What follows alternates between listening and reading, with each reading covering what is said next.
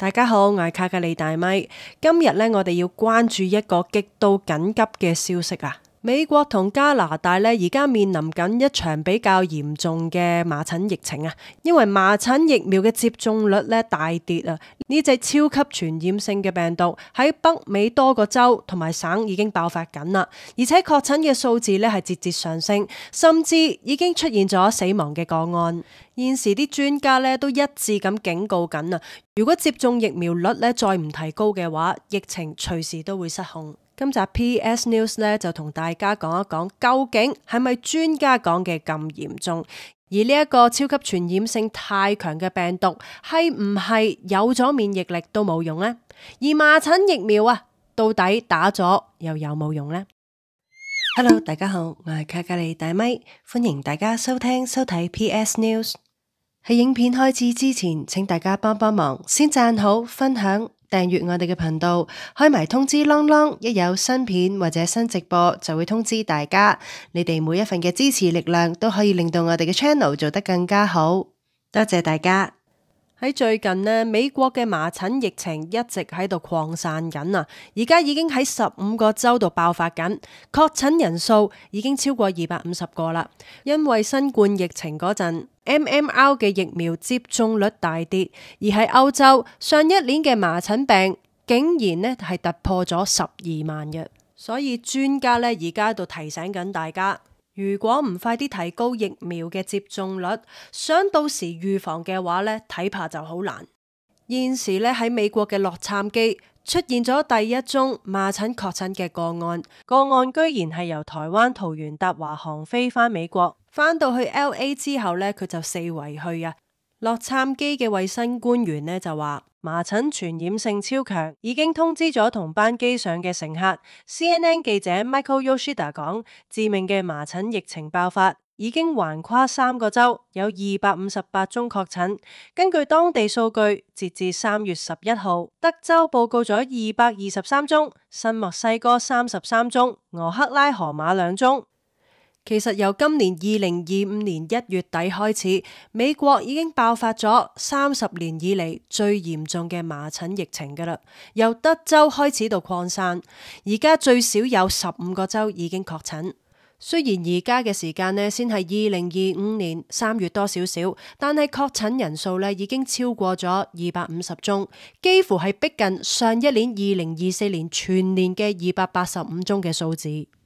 而家美國咧已經有2個人係因為麻疹而死嘅啦，其中係包括一個6歲嘅小朋友。當局咧佢哋指出，佢係冇任何存在嘅健康問題噶，而呢一宗係喺美國10年以嚟第一宗因為麻疹而死嘅案例。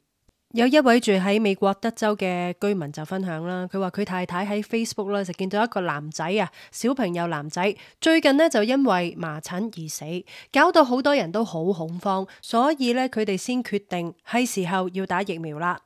睇翻媒體嘅報道啦，就話其實嗰個男童嘅死亡個案啊，就係話佢係冇打過疫苗，而專家就話咧關鍵呢就係 MMR 疫苗。而統計亦都顯示咧，所有患者入邊有超過90%都係冇打過疫苗，或者係接種記錄唔清楚嘅。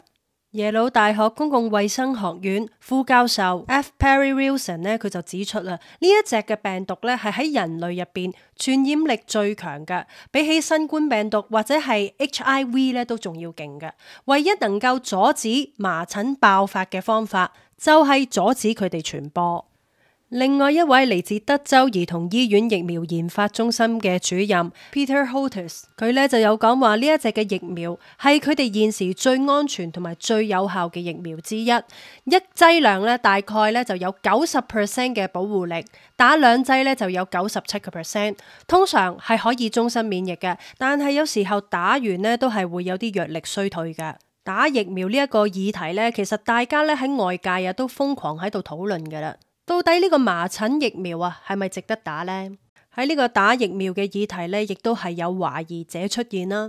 美國嘅衛生部部長 Robert Francis Kennedy， 佢呢就俾人鬧啊，話佢拖後腿，阻住預防麻疹嘅防疫工作。因為美國衛生部長 Robert， 佢就話疫苗本身係有副作用啊，每年都會有因為疫苗而死亡嘅情況，甚至會引致麻疹本身、腦炎同埋失明等等嘅病徵。中過麻疹係可以終身免疫，但係打咗疫苗呢就唔會咁樣。美國衛生部部長 Robert 講完呢一番嘅說話，即刻咧就遭到外界嘅抨擊啦。一位嚟自布朗大學嘅公共衛生教授咧，仲批評佢話呢一班衛生嘅領導層講得好聽啲咧，就係叫做混淆事實；講得難聽啲，就係公然咁講大話。咁我哋睇翻美國 CDC 嘅數據啦。2023年至到2024年年度，全美國幼稚園小朋友嘅麻疹啊、腮腺炎同埋德國麻疹嘅 MMR 疫苗接種率啊，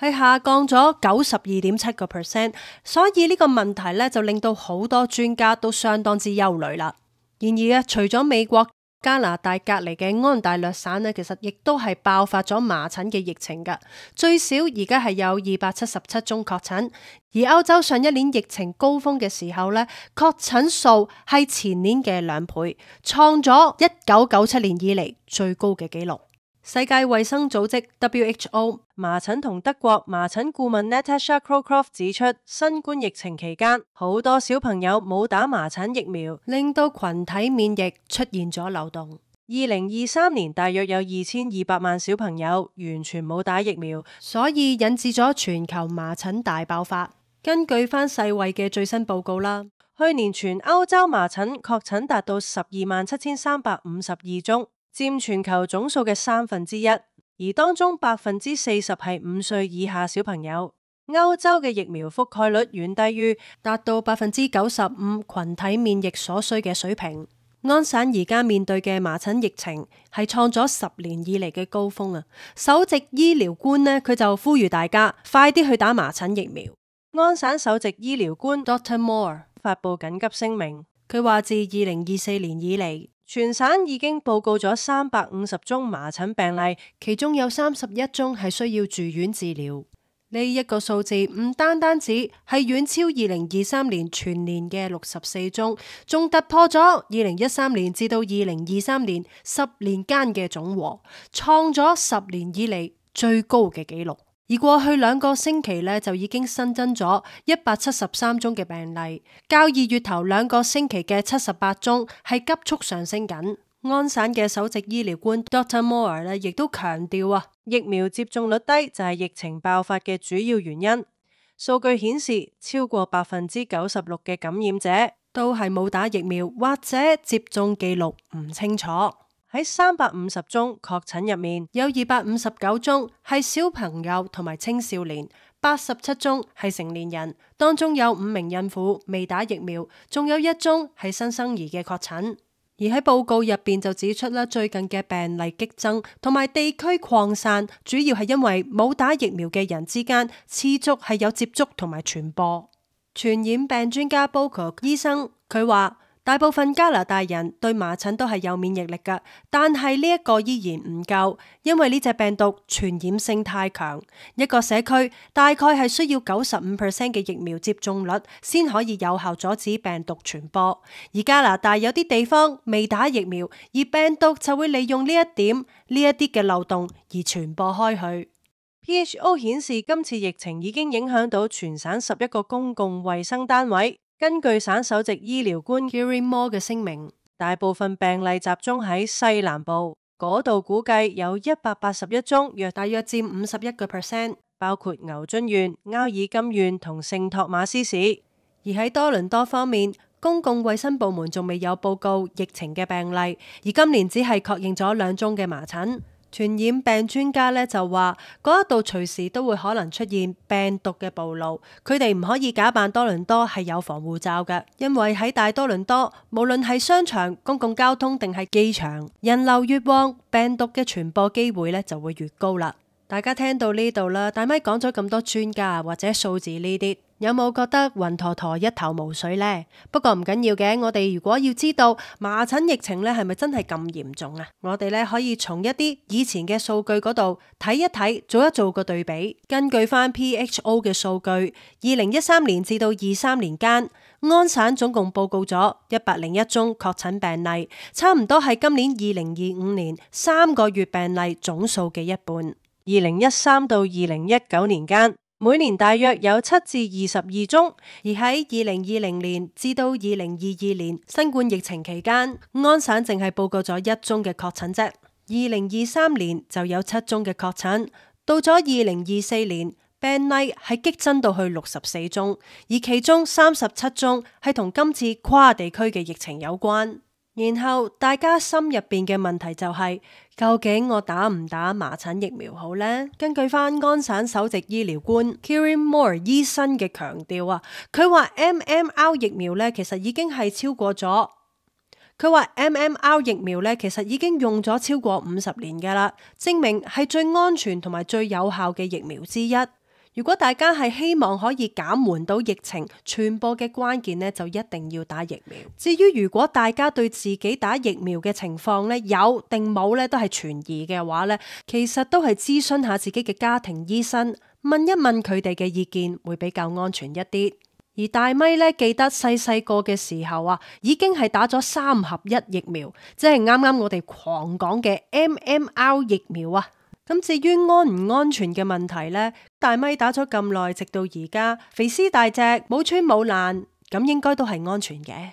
而呢一位安省嘅首席醫療官醫生呢，佢就話咧，打2劑嘅麻疹疫苗，小朋友啊可以達到100% 嘅免疫保護㗎，而打1劑咧大概就係有95% 嘅保護率。根據兒童常規免疫計劃，小朋友應該喺12個月大咧嗰陣時就要打第1劑㗎啦，4至6歲之間就打第2劑。至於從來未打過麻疹疫苗嘅人，而且對麻疹疫苗係有抗拒感覺嘅人呢，其實真係可以先問問家庭醫生嘅睇法，又或者去 research 多啲啊，睇下佢嘅利與弊。因為始終呢一個疫苗並唔係新鮮嘢嚟㗎，佢已經好多年。要翻查資料呢，一啲都唔難㗎。如果大家要問大咪嘅話呢，大咪就認為，如果係身體比較弱或者係有慢性疾病嘅人呢，特別係小朋友啊或者係老人家呢啲呢，就應該係接種翻麻疹疫苗㗎。因為始終麻疹都係會有一個機率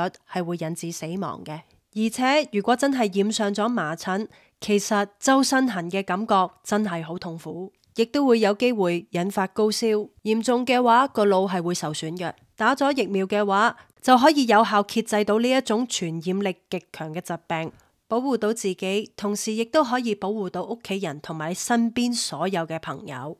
至於大家選擇打唔打都係有自由嘅，留言話俾我聽，你會打麻疹疫苗定係你早早已經打咗啊？我係卡吉里大咪 ，signing out。